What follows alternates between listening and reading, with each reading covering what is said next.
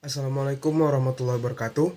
Perkenalkan, kami adalah mahasiswa Universitas Muslim Nusantara Al-Wasliyah dari program studi farmasi Fakultas Farmasi tahun 2022.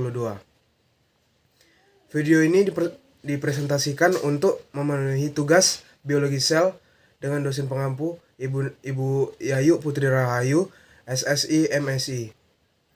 Judul dari presentasi kami yaitu struktur, fungsi, dan sintesis protein. Sebelum lanjut ke presentasinya, saya akan memperkenalkan teman-teman saya terlebih dahulu. Yang pertama ada Nadia Sofiadi, Mardatila Riyadi, Fatma Zahra, Sofi Inayah, Maulida Sarani, dan Mayada Salsabila. Sebelum memulai presentasi, ada baiknya saya membacakan surah As-Saff ayat 10 hingga 11 terlebih dahulu. A'udzu billahi minasyaitonir rajim. Bismillahirrahmanirrahim. Ya ayyuhalladzina amanu hal adullukum ala tijaratin tunjikum min adzabin alim. Tu'minuna billahi wa rasulihi wa tujahiduna fi sabilillahi biamwalikum wa anfusikum. Dzalikum khairul lakum in kuntum ta'lamun. Shadaqallahul 1.2 Rumusan masalah. Yang pertama, apa yang dimaksud dengan protein? Yang kedua, sebutkan dan jelaskan struktur protein. Yang ketiga, apa saja fungsi protein? Yang keempat, jelaskan sintesis protein. 1.3 Tujuan. Yang pertama, untuk mengetahui apa yang dimaksud dengan protein. Yang kedua, untuk mengetahui struktur protein. Yang ketiga, untuk mengetahui apa saja fungsi protein. Dan yang keempat, untuk menjelaskan sintesis protein. Bab 1 Pendahuluan. 1.1 Latar belakang. Istilah protein berasal dari kata Yunani, yaitu proteos, yang berarti yang utama atau yang didahulukan. Kata ini diperkenalkan oleh seorang ahli kimia Belanda, yaitu Gerardus Mulder pada tahun 1801 sampai 1880. Karena ia berpendapat bahwa protein adalah zat yang paling penting dalam setiap organisme. Protein adalah bagian dari semua sel hidup dan merupakan bagian terbesar tubuh sesudah air. 1/5 bagian tubuh adalah protein. Setengahnya ada dalam otot, 1/5 di dalam tulang dan tulang rawan, 1/10 dalam kulit, dan selebihnya dalam jaringan lain dan cairan tubuh. Semua enzim, berbagai hormon, pengangkut zat-zat gizi dan darah, matriks intraseluler, dan sebagainya adalah protein. Di samping itu, asam amino yang membentuk protein bertindak sebagai prekursor, sebagian besar koenzim, hormon, asam nukleat, dan molekul-molekul yang esensial untuk kehidupan. Protein mempunyai fungsi khas yang tidak dapat digunakan oleh gizi lain, yaitu membangun serta memelihara sel dan jaringan tubuh.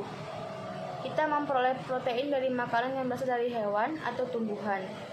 Protein yang berasal dari hewan disebut protein hewani, sedangkan yang berasal dari tumbuhan disebut protein nabati. Beberapa makanan sumber protein adalah daging, telur, susu, ikan, beras, kacang kedelai, gandum, jagung, dan buah-buahan. Protein merupakan senyawa organik yang bermolekul besar yang terbentuk dari asam amino yang dihubungkan dengan ikatan peptida. Protein terbentuk dari polimerasi peptida-peptida. Peptida merupakan polimerasi dari asam amino yang berbeda.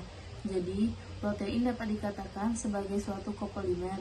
Protein berperan sebagai zat yang ditambahkan ke dalam reaksi dengan tujuan memperbesar kecepatan reaksi. Protein termasuk salah satu zat atau komponen yang dibutuhkan oleh tubuh yang berfungsi sebagai pembangun dan pengganti sel-sel tubuh yang rusak.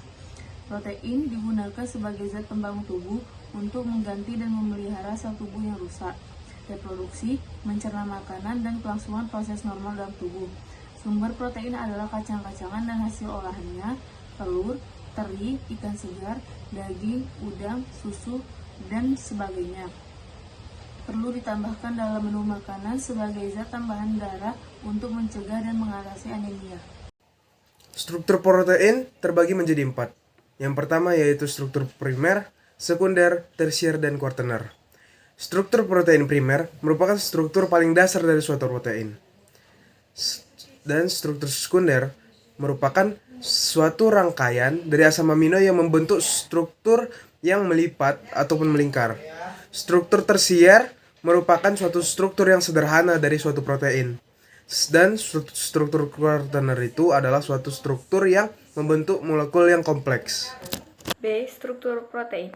Struktur protein terdiri atas 4 struktur, yaitu struktur primer, sekunder, tersier, dan juga kuartener. Struktur primer adalah rantai polipeptida. Struktur primer protein ditentukan oleh ikatan kovalen antara residu asam amino yang berurutan yang membentuk ikatan peptida. Struktur sekunder ditentukan oleh bentuk rantai asam amino yang mempengaruhi sifat dan kemungkinan jumlah protein yang dapat dibentuk. Struktur ini terjadi karena ikatan hidrogen antara atom O dari gugus karbonil dengan atom H dari gugus amino. Dalam satu rantai peptida, memungkinkan terbentuknya konspirasi spiral yang disebut dengan struktur helix. Pada struktur 2 dimensi terdapat beberapa bentuk, yaitu alpha helix dan juga beta sheet. Struktur tersier ditentukan oleh ikatan tambahan antara gugus R pada asam amino yang memberi bentuk 3 dimensi, sehingga membentuk struktur kompleks dan dapat suatu protein. Dalam struktur ini, terjadi folding membentuk struktur alpha helix dan beta sheet. Struktur kuartener adalah susunan kompleks yang terdiri dari 2 rantai polipeptida atau lebih, yang setiap rantainya bersama dengan struktur primer, sekunder, dan tersier membentuk satu molekul protein yang besar dan aktif secara. C. Fungsi protein. Beberapa fungsi protein sebagai berikut: membangun dan memperbaiki jaringan tubuh, sebagai sumber energi, sebagai antibodi untuk sistem kekebalan tubuh, sebagai biokatalisator atau enzim, memicu reaksi biokimia, mengirim sinyal ke tubuh, membentuk hormon, menyimpan molekul, alat transportasi nutrisi, serta molekul tubuh dan seimbang. D. Sintesis protein. Pengertian sintesis protein. Sintesis protein adalah proses pembentukan asam amino berdasarkan kode genetik yang terdapat pada DNA, yaitu berupa urutan basa nitrogen. Maka sintesis protein itu sendiri proses di mana sel-sel individual disusun membentuk protein. Istilah ini dapat kita temukan dalam kehidupan sehari-hari saat kita menjalankan kelangsungan hidup, yakni pada saat makan. Makanan yang telah dimakan tentunya dicerna oleh sistem pencernaan yang akan diolah menjadi energi dalam tubuh. Pada saat proses pencernaan itulah terdapat sintesis protein. Sintesis protein itu sendiri memiliki tujuan menghasilkan sebagai macam-macam produk protein seperti enzim pencernaan, hormon, dan lain-lain. Protein sangatlah penting. Proses sintesis atau pembentukannya memerlukan adanya molekul RNA, merupakan genetik di dalam kromosom. Informasi genetik pada double helix DNA merupakan kode-kode sandi atau kode-kode genetik. Nah, kode-kode sandi tersebut nantinya akan dibawa atau dicetak untuk membentuk RNA.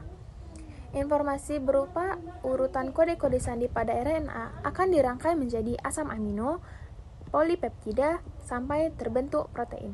Proses sintesis protein. Proses pembuatan protein atau sintesis protein ini dibagi menjadi 2 langkah, yaitu transkripsi dan translasi. 1. Transkripsi adalah penyalinan kode genetik pada DNA yang menghasilkan RNA-D. Proses ini terjadi di dalam nukleus. Transkripsi melalui 3 tahapan proses, yaitu inisiasi, elongasi, dan terminasi. Penjelasan yaitu sebagai berikut. 1. Inisiasi atau permulaan. Proses inisiasi dimulai ketika RNA polimerase menempel pada promotor gen. Promotor mencakup titik awal atau start point. Fungsi promotor untuk menentukan tempat dimulainya transkripsi dan menentukan satu rantai DNA yang akan digunakan sebagai cetakan. 2. Elongasi atau pemanjangan. Elongasi terjadi saat RNA polimerase membuka untai ganda DNA. RNA polimerase selanjutnya akan menyusun nukleotida. Nukleotida RNA membentuk rantai rRNA. 3. Terminasi atau pengakhiran. Proses transkripsi akan berhenti setelah sampai pada terminator, yakni urutan DNA yang berfungsi menghentikan transkripsi. Pertama, inisiasi atau permulaan. Translasi diawali ketika mRNA dan tRNA inisiator berkaitan dengan ribosom. Molekul ini yang membawa asam amino pertama dan komplemen kodon. Kedua, elongasi atau pemanjangan. Elongasi terjadi ketika tRNA kedua berkaitan dengan kodon berikutnya. Kemudian, ribosom akan bergeser kembali, demikianlah seterusnya, sehingga proses akan menghasilkan asam amino. Terakhir, terminasi atau pengakhiran. Tahap terminasi terhenti ketika ribosom mencapai kodon stop yang memberikan sinyal bahwa transkripsi RNA telah selesai. 3 penutup, 3.1 kesimpulan. Yang pertama, protein merupakan senyawa organik yang bermolekul besar yang terbentuk dari asam amino yang dihubungkan oleh ikatan peptida. Protein terbentuk dari polimerisasi peptida-peptida. Yang kedua, protein termasuk salah satu zat atau komponen yang dibutuhkan oleh tubuh yang berfungsi sebagai pembangun dan pengganti sel tubuh yang rusak. Protein digunakan sebagai zat pembangun tubuh untuk mengganti dan memelihara sel tubuh yang rusak, reproduksi, mencerna makanan, dan kelangsungan proses normal dalam tubuh. Yang ketiga, struktur protein terdiri atas 4 struktur, yaitu struktur primer, struktur sekunder, struktur tersier, dan struktur kuartener. Yang keempat, struktur primer adalah rantai polipeptida. Struktur primer protein ditentukan oleh ikatan kovalen antara residu asam amino yang berurutan yang membentuk ikatan peptida.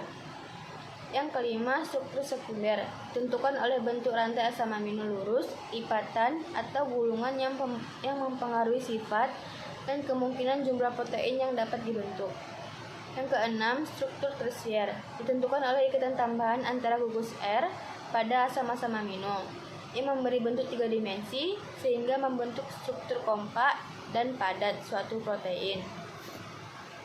Yang ketujuh, struktur kuartener adalah susunan kompleks yang terdiri dari 2 rantai polipeptida atau lebih, yang setiap rantainya bersama dengan struktur primer, struktur sekunder, tersier, membentuk satu molekul protein yang besar dan aktif secara biologis.